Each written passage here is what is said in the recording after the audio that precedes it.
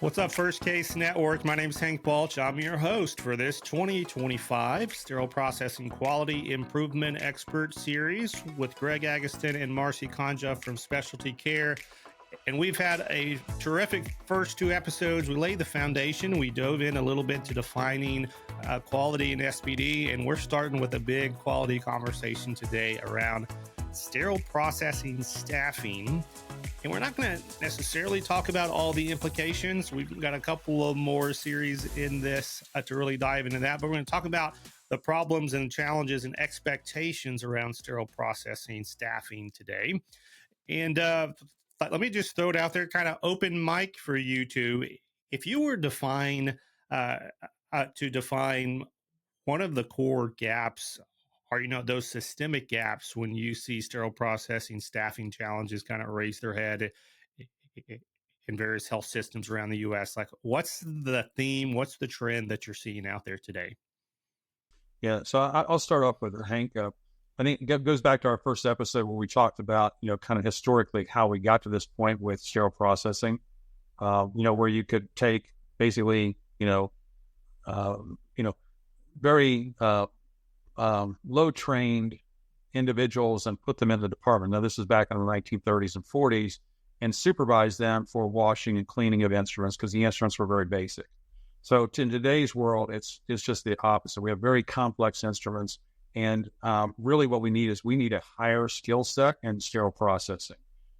We need to elevate the position because there's a huge cost associated with this turnover and error rates in the hospital that is really a whole, whole other topic. But it's, we've done a study with the University of Michigan. The cost of an error was a little over $6,000 per SPD error. And that's tracking the OR time and the time to reprocess and turn over instruments and things. So it's a big number. And some other people who are on the Dr. Peter Nickel, who I've been in contact with, he's another member of your channel. He's done a lot of good studies, and his studies and our studies are in very much in line. So it's literally billions of dollars a year in healthcare costs are associated with errors and quality from SPD. So the root of that, as we said before, first variable to help us get to high quality and high productivity, you got to have the right number of staff. That means that you got to have the right number of staff. The staff have to be proficient also, which is the second variable. So can't just have warm bodies in the department. We've got to have people who know what to do and how to do it, right? And can act and produce efficiently. So if you have those variables set up, the challenge in today's marketplace is, particularly post-COVID, we saw a huge wave of a lot of change in the hospital, not just in the SPD OR and throughout the hospital. People were being laid off, people were retiring early, et cetera, et cetera. And we saw this big spike in use of agency staff. Agency staff are not bad because they do help to bridge a gap, but we're seeing hospitals basically use agency staff, long term, which is extremely expensive. And if you look at the statistics coming out of the CDO comments from hospitals, the number one cost driver right now in hospitals is the payment for employees. It's always been there, but it's even more so today because the wages have gone up, or there's pushing the wages up. What I'm saying is that in order to keep the department functioning at a high level, we need to pay and recognize people for the work they do, and it's very complex work. That's the bottom line. So we really need to address that issue in sterile processing because there's a real cost to not doing that in the cost of lost time in the operating room and potential harm to patients. So Marcy, Gregg brings up the point about agency. And again, if you're on the inside of SPD, we saw that up close. That ties into one of these staffing themes of retention, because if you're retaining your full-time employees, then you typically don't have spots to even need agency, right? Everyone's staying around. But if you don't have a retention strategy, or if your retention strategy is not successful, and you can end up in this spiral. Either you go to agency or you just leave those gaps, or maybe you're replacing those gaps with even lower quality of staffing, with lower background or like clinical insight, what have you. How do you address, or how do you measure this retention challenge out there in SPD today? Well, let me give you an example first of a hospital that we were working with that needed, they had 8 openings in sterile processing, and they had, I think, 6 to 7 agency staff. And they hired from within, 8 technicians with no experience whatsoever, brought them into sterile processing, and then released their agency staff. So the agency staff left that were experienced, and now we have 8 brand new technicians that know nothing about sterile processing. And the hospital didn't have an educator, so the manager was helping to train these people with the existing employees.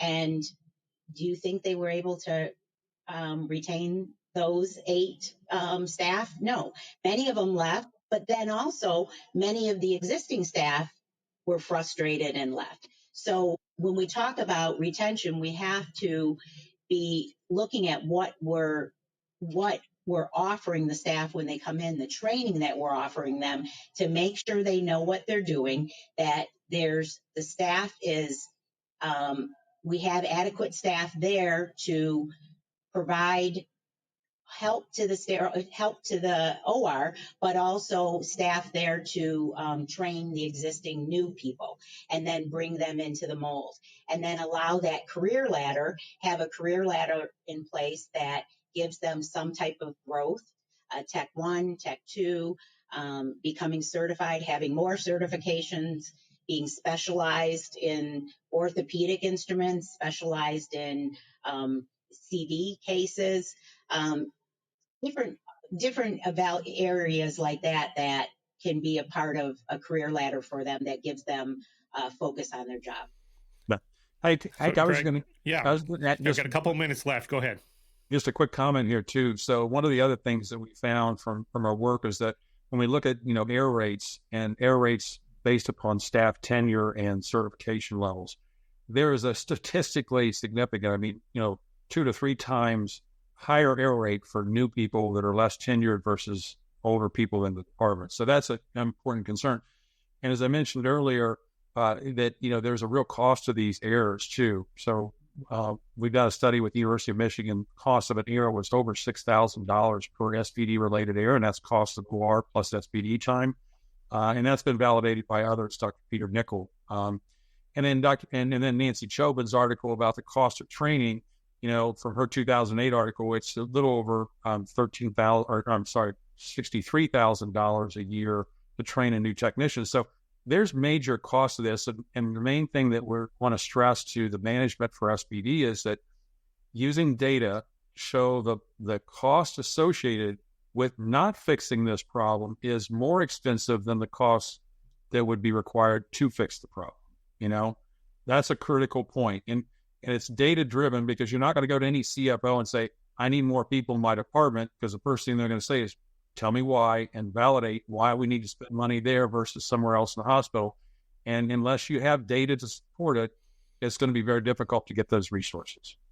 I know we've talked a lot about the challenges so far in this series, and there'll be a couple more challenges here to come. But one of the upsides to what's happening today in our industry is access to that data piece that you just alluded to, Greg, because finally we feel we can make some of those arguments based on data, if it's efficiency, if it's workflow, even if it's turnover, all of that. Now we're finally getting some points that are surfaced to have those arguments in a way that we can truly justify. So really excited to be there finally as an industry. We're going to come back here in episode 4 to talk about incident reporting, why it's insufficient today, and again, the implications it's having in our operating rooms across the U.S. But for now, I just want to thank you both again for another fantastic episode in this 2025 Sterile Processing Quality Improvement Expert Series. And I want to encourage everyone that's tuning in, if you missed any of our previous episodes, go check them out. We're going to be on episode 4, as I mentioned, next month.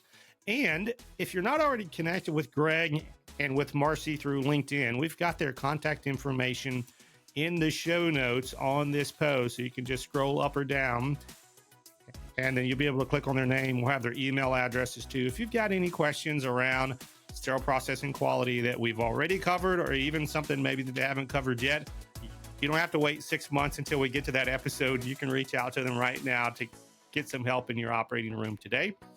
And until we speak to you again next month, take care, and we'll see you soon.